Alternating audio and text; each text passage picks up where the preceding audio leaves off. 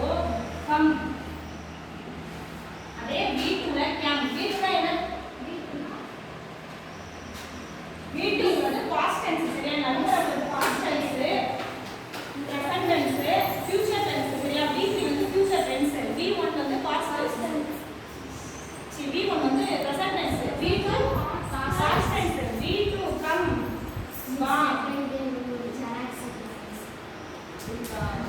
come வா அப்படிங்கிறது can. V3 ல come சரியா? play. இதுல played.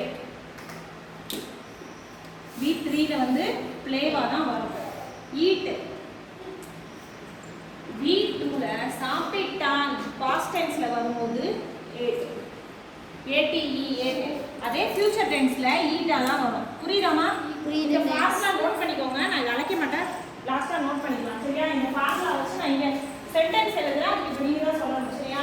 நான் தமிழ்ல சென்டென்ஸ் எழுதுறேன். சப்ஜெக்ட் வெர்ப் சொன்னா போதும். அது V1 ஃபார்முலாவா V2 வா அத சொல்லணும். சரியா? புரியுதாமா? இது நான் அழைக்க மாட்டேன். ஓகேவா?